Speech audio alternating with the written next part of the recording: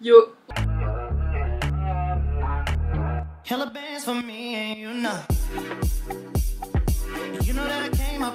On se retrouve pour les backstage du YouTube game. On va dire que c'est une vidéo qui sort un peu d'habitude, même totalement de d'habitude. Je vais vous expliquer un petit peu tous les backstage d'être créatrice de contenu. Pour vous mettre un petit peu dans le contexte, en fait j'étais en train de faire mon sport en début de semaine et je vois la vidéo de Eva Travel, je pense que vous connaissez, qui a fait 24 heures dans la vie d'une influenceuse en tant que lycéenne. Et je me suis dit, ok, je veux faire cette vidéo, c'est trop palpitant, genre vraiment. Et je pense que en fait c'est une vidéo qui peut être vachement enrichissante dans le sens où c'est un métier. C'est un métier d'être créateur de contenu. Mais je pense qu'avant tout d'être un métier, ça reste quand même une passion. Alors elle a utilisé le mot influenceur. Moi j'aime pas trop ce mot, personnellement, je vais pas vous le cacher. Parce que en soi, la définition même d'influenceur, c'est le fait du coup d'influencer quelqu'un mais dans un but marketing. Alors oui, des fois je mets ma casquette d'influenceuse et que je fais de la pub pour certaines marques, etc. Mais faut savoir que premièrement, je suis créatrice de contenu. Exemple, je vous incite à faire des porridge, mais c'est pas dans un but marketing, hormis acheter peut-être des flocons d'avoine. Mais voilà, vous avez compris le bail. Et je ne me considère pas comme influenceuse ou quoi que ce soit, mais juste comme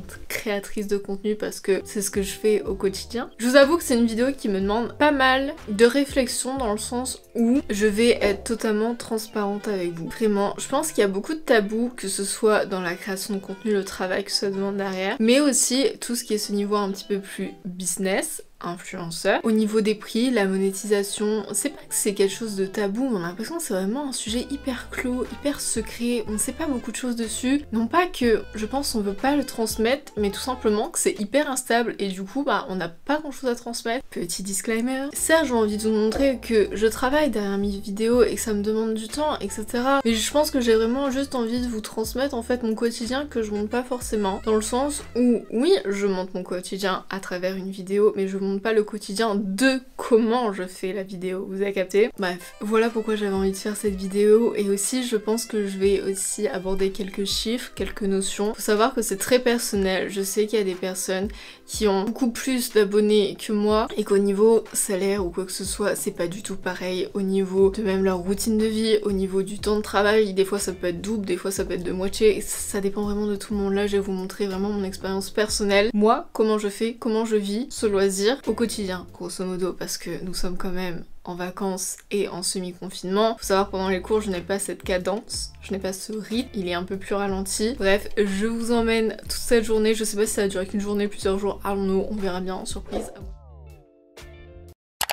J'ai tout le long de ma journée mes lunettes sur le nez. Première chose, quand on est créateur de contenu, il faut trouver le contenu. Je vais pas vous le cacher, c'est la chose qui me demande le moins de temps. Clairement, pourquoi? Parce que ma chaîne, je pense que vous le savez, est un peu dédicace vlog, dans le sens où je fais clairement quasiment que des vlogs, même des fois sans le voir. J'en fais parce que c'est le contenu que personnellement je préfère regarder sur YouTube. Du coup, si j'adore regarder sur YouTube, j'ai envie de le... Voilà, en soi, la recherche de projets, ça me demande pas beaucoup de temps. Après, ce qui est cool aussi, c'est que j'essaye de le diversifier en faisant des vidéos bujo ou des vidéos comme celle-là, mais je vais pas vous cacher que c'est un peu moindre et trouver les idées c'est pas compliqué parce que on a nos amis créateurs de contenu qui ont des idées incroyables et qu'on s'inspire d'eux. Deuxième, on a une communauté en or qui nous donne plein d'idées de contenu. Et troisièmement, même si on n'a pas d'idée, comme je vous ai dit, les vlogs, c'est toujours là. Genre vraiment, on n'a pas d'idée, on fait un vlog, je ne rédige pas mes vidéos, je parle au feeling, j'improvise tout un peu, genre vraiment je parle naturellement comme si c'était mes potes. Donc j'ai pas de script écrit derrière parce que je sais qu'il y a des créateurs de contenu où il y a toute une histoire, tout un telling à dire, tout ce qu'ils ont écrit, bref.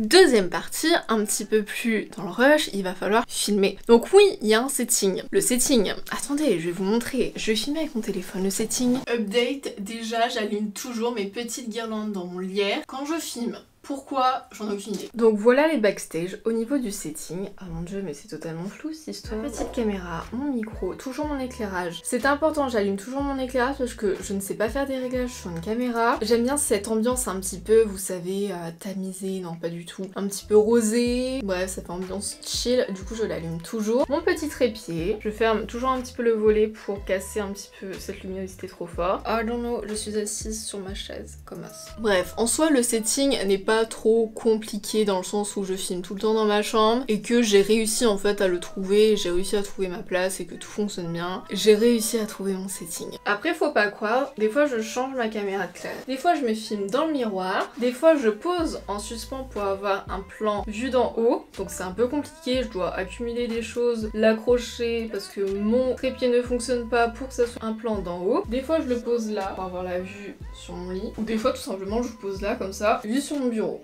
Oh shit. Et ça aussi c'est les backstage du YouTube game. Aussi dans tout ce qui est filmage etc, je porte de l'importance à comment je vais paraître à travers la caméra. Bon, je suis naturelle, hein, bon, vous voyez, je suis pas maquillée ou quoi que ce soit, des fois je me maquille, des fois non, des fois je m'en retrouve avec un bonnet sur la tête, y a pas de souci. Faut savoir, fun fact, j'aime pas filmer. J'aime pas parce que ça me stresse de fou, parce que avant de filmer, je sais pas, j'ai l'impression que j'ai passé un oral, et comme j'ai pas de guideline, justement, je sais pas des fois exactement ce que je veux dire, mais en soi on s'en fiche parce que c'est devant une caméra, mais il faut savoir que le moment de filmer, bah, ça me stresse énormément. En tout cas, je vais pas dire que j'aime pas parce que je le fais, c'est pas la partie que je préfère dans tout ce qui est YouTube game, création de contenu, etc. Après, dans filmer, il y a la façon dont ce que je vais faire. Parce que malgré que je vous montre mon quotidien, comme je vous ai dit à travers des vlogs, des fois il y a des vidéos qui vont me demander plus d'énergie que d'autres, dans le sens où je vais devoir tout réunir en une journée. Je sais pas, mais des fois j'ai envie de transmettre un message et je sais pas, ça me demandait plus d'énergie personnellement. Des fois, en vrai, l'énergie, on l'a pour faire ce qu'on a à faire, mais en plus de filmer, de penser à filmer,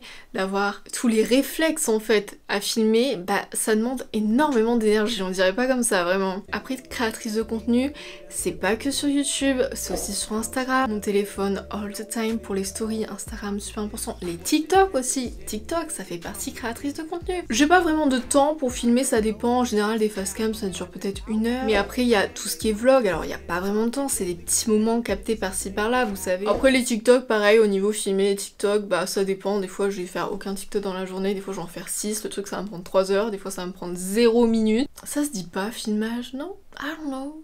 Bref, vous avez compris. Aussi, je l'ai pas dit, et prendre les photos pour les posts, des fois ça prend du temps, surtout quand c'est une campagne avec une marque, envie de faire quelque chose d'autant plus qualitatif. Et deuxièmement, prendre les photos pour les miniatures, parce qu'il faut aussi prendre des photos pour les miniatures. Et ça demande du temps, enfin ça demande du temps, ça demande surtout une réflexion en mode faut pas que j'oublie des photos pour les miniatures.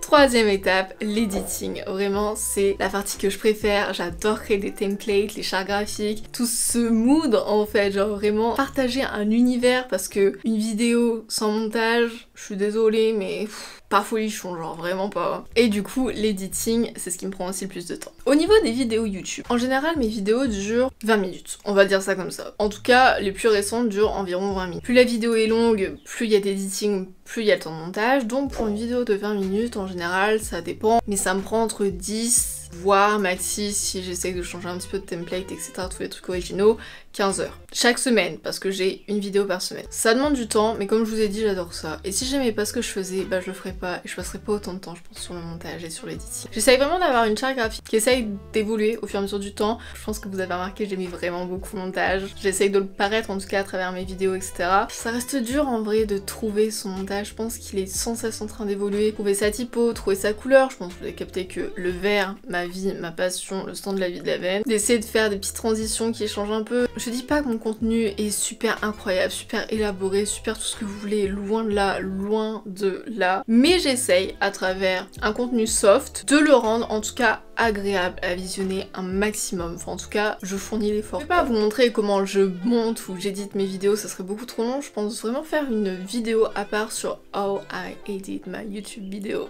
Tout simplement parce que c'est ce genre de vidéos qui m'ont aidé à débuter en fait sur YouTube et sur ce côté création de contenu. Et comme je vous ai dit, c'est vraiment une passion pour moi, j'adore faire ça. Du coup, le montrer, le partager, bah let's go, on s'éclate, on s'amuse, on partage tous ensemble. En plus de ça, nous avons le côté miniature. Vous savez, j'adore faire mes nouvelles miniatures, je prends beaucoup plus de plaisir à les faire. Du coup, au niveau des miniatures, ça me prend environ 1 heure de faire mes miniatures, en plus de faire les photos, etc.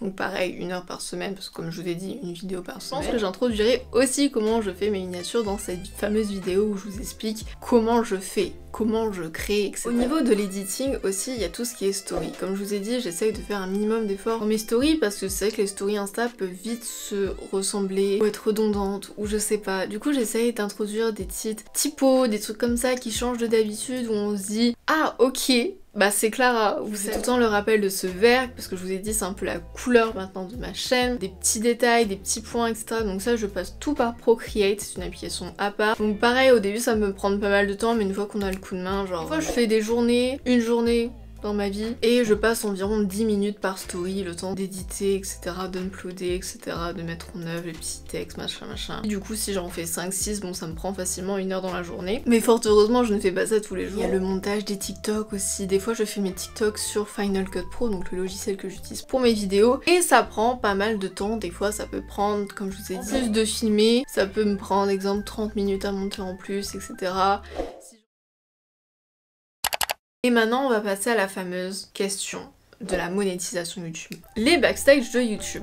Comment ça se passe? Et bah c'est compliqué. Je pensais jamais être rémunérée ou quoi que ce soit sur YouTube. Je le suis, j'ai un petit salaire tous les mois et j'en suis grave reconnaissante si vous savez à quel point. Mais c'est vrai que plus le temps passe et plus je passe de temps sur mon contenu et plus je passe de temps à créer et plus ça me demande de travail et plus on est content finalement au bout d'avoir quelques petits cadeaux, quelques petites rémunérations, petites plus ou moins. Bien sûr, mes mots sont à peser. Fun fact, je pensais qu'on ne pouvait pas gérer les pubs YouTube et c'était que YouTube qui faisait. Je pensais qu'on pouvait juste activer ou désactiver et après c'était youpi, hasard, on sait pas, on laisse YouTube gérer. Pas du tout. Si j'ai envie de vous mettre une pub là, je peux vous mettre une pub. Et j'ai appris ça il y a une semaine alors que ça fait 1 an que je suis sur le YouTube game. Je vous dis, c'est tellement vaste, c'est tellement compliqué qu'on en apprend tous les jours. Finalement, pour venir à cette histoire de monétisation, j'enlève mes lunettes parce que j'ai mal à la tête. Comment ça fonctionne? Déjà, pour être monétisé sur YouTube, il faut 1000 abonnés. En plus de ces 1000 abonnés, il faut 4000 heures de visionnage. Et 4000 heures de visionnage, et bah c'est compliqué. Et bah c'est vraiment super compliqué. Bref, une fois qu'on est dans tout ça, il y a tout le côté administratif,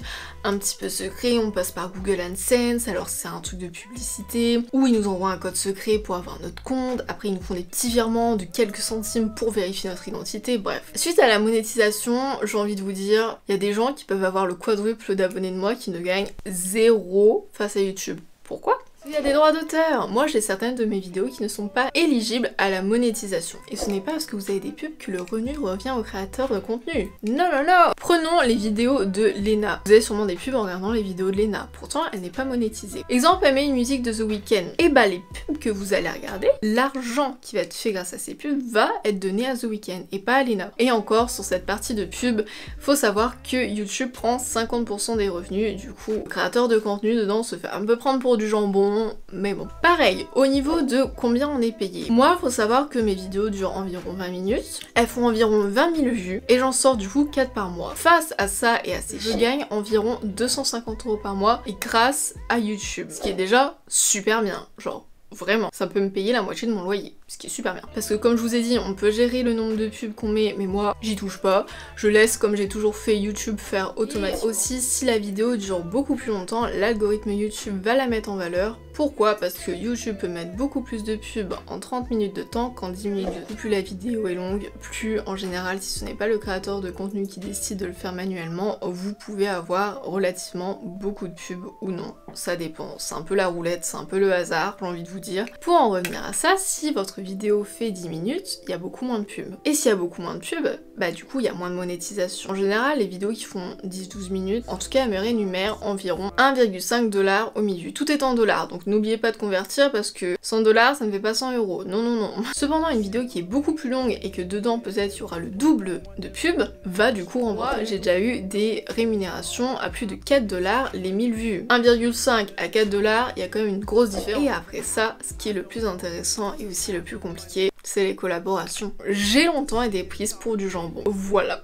Le fait est que voilà. Depuis très peu de temps, je demande à rémunérer mes collaborations parce que avant, les marques venaient vers moi, vers mon mail, et me proposaient de faire la pub en échange de leurs articles. Alors moi, super reconnaissante, je le suis toujours autant, trop contente, youpi, genre trop chouette. Mais c'est vrai que, imaginons, votre ami vous dit « Clara, tu veux bien me faire mon DM de maths? En échange, je te donne un bonbon. » Bon, ok, par toute bonne conscience, je fais le DM de maths parce que j'ai envie du bonbon. Et que ça me fait plaisir aussi de faire le DM de maths. Bon, j'ai peut-être pas pris le bon exemple, mais voilà. Et avec un peu plus d'autorité, vous dites « Oh mais écoute, qu'un bonbon pour tout un DM de maths, quand même, moi ça me demande beaucoup de travail. » Là, il y a votre ami qui vous dit « Bon, ok, tu fais le DM de maths, donc vous changez pas, vous faites toujours le DM de maths, je te donne un bonbon, et en plus, je te donne un chèque de 300 $.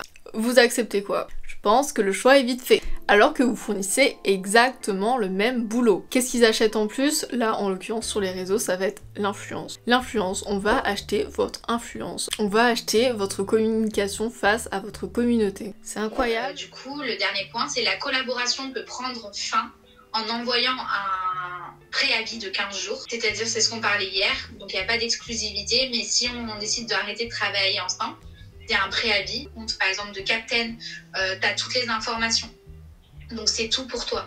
Tu vois ce que je veux dire? Ok, ouais. Les paiements, du coup, devront être restitués à la fin de la collaboration. Mais qui m'a dit, mais Clara, les marques profitent de toi, tu es jeune, tu es étudiant, tu as 17 ans, tu es trop gentille, tu aimes faire ton contenu et les marques en profitent. Demande rémunération. Au début, j'étais pas trop chaud, je me suis dit oui, non, et tout, c'est un peu profiteur. Mais je l'ai fait. Et bah, je peux vous dire que, écoutez, quand ça fait 6 mois que tu fais des stories pour la même marque et que t'as toujours fait ça gratuitement et que du jour au lendemain, elle te propose du coup 300 $, t'es ok, bon, on est pris pour du jambon, mais ok, pas grave. Voilà, bref, tout ça pour dire que je suis totalement clean avec vous. Si vous avez pu remarquer, le mois dernier, j'ai fait pas mal de collaborations, dont des collaborations rémunérations ne sont pas rémunérées, loin de là. Pour vous faire un petit débriefing, le mois dernier, j'ai gagné YouTube et les rémunérations des collaborations, etc. J'ai environ gagné 700 $, ce qui est vraiment incroyable en vrai. Quand on peut vivre de notre passion et le faire, c'est trop chouette. Et comme je vous ai dit, j'en ai fait un peu plus que d'habitude, tout simplement parce que j'ai économisé pour le petit bijou qui me filme avec son petit micro qui m'ont coûté 850 €. Voilà. Et du coup, je me suis dit, je pense qu'il faut essayer de rentabiliser ça au plus vite. Voilà les petits backstage des rémunérations et croyez-moi, je connais des gens qui ont plus de 150 000 abonnés qui ne se font pas rémunérer. Et je connais au contraire des amis qui ont le même nombre d'abonnés et qui se font rémunérer le double. N'essayez pas de faire un calcul proportionnel ou je sais pas quoi en fonction d'abonnés parce que vraiment, comme je vous ai dit, ça dépend de chaque créateur, de chaque conviction et aussi, voilà, je suis étudiante, ce n'est pas mon métier. Il y a des personnes, c'est totalement leur métier, ils en ont besoin pour vivre. Donc voilà, je pense qu'il faut aussi faire la part des choses. Répondre aux messages! Je ne mérite pas tous les messages que je reçois. Si vous saviez tout ce que je reçois, les messages tous les jours de bienveillance et je réponds quasiment à tous mes DM. Pourquoi? Parce que c'est la moindre des choses que je puisse faire. Je passe énormément de temps. Exemple aujourd'hui, hier j'ai sorti une vidéo qui a fait énormément de retours et il a fait aussi pas mal de retours. Je vais pas vous mentir que j'ai dû recevoir au moins 300 DM. J'ai pris, je crois, 3 heures à répondre aujourd'hui à mes commentaires YouTube, à mes DM. Je ne passe pas autant de temps tous les jours, ça ne m'arrive pas tous les jours, mais je prends le temps d'y répondre parce que ça me fait plaisir et parce que c'est la moindre des choses que je puisse faire pour vous remercier. Et je pense que c'est vraiment une valeur qui me tient à cœur, c'est d'être présente et d'être proche de ma communauté parce que c'est la moindre des choses que je puisse faire et pour vous montrer que voilà, je suis Clara, je suis lycéenne, je ne suis pas une personne surhumaine, incroyable, tout ce que vous voulez. Il n'y a pas plus lambda que moi, il n'y a pas plus quelqu'un de normal. Je suis tellement reconnaissante et je vous le dirai jamais assez, mais mille merci à chaque fois pour tous vos retours. Vous savez pas à quel point ça me fait que j'ai pleuré de joie encore aujourd'hui devant les DM, vraiment. Et je pense qu'on va finir par le point le plus triste, malheureusement, mais qui arrive. Je pense que être créateur de contenu et surtout un personnage public sur les réseaux sociaux, c'est pas simple. C'est pas simple parce que quand on a une communauté, et bah c'est dur de se dire ok, il y a 15 000 personnes qui voient ma story. Ok, je dois avoir des propos mesurés parce qu'il y a des gens qui sont plutôt jeunes qui me suivent. Je reçois des messages de personnes qui ont peut-être 12-13 ans qui me suivent. Et j'arrive pas à m'en rendre compte et je me dis mes propos doivent être très structurés, bienveillants bien sûr, mais très réfléchis. Et des fois je n'y réfléchis pas, je dis des choses comme si je m'adressais à mes copines qui ont à peu près mon âge. Alors que des fois non, vous voyez. Et c'est assez compliqué de gérer ça, c'est vraiment très compliqué et des fois ça peut porter confusion. Encore hier j'ai reçu un commentaire un peu plus haters, on va dire ça faisait longtemps, j'ai trop de chance et que j'en ai pas beaucoup. Mais ça arrive quand on vous traite de putain d'extrémiste et que je ne mérite pas d'être heureuse dans ce que je fais. Bah je peux vous dire qu'il y a des larmes qui coulent plus d'une fois. Je vais pas vous le cacher que quand je reçois des messages comme ça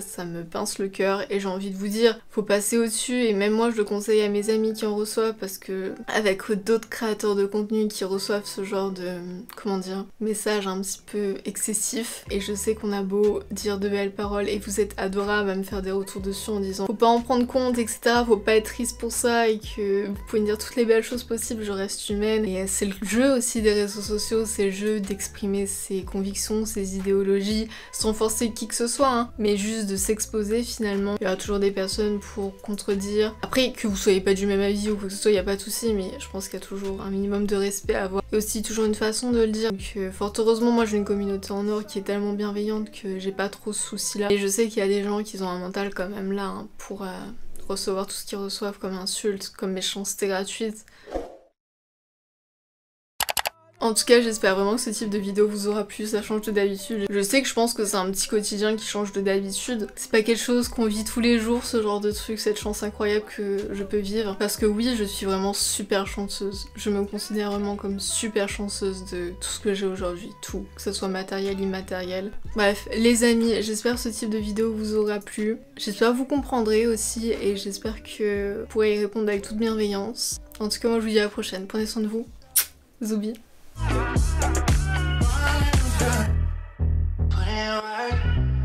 Yes, I put in work for you, 'cause I put you first.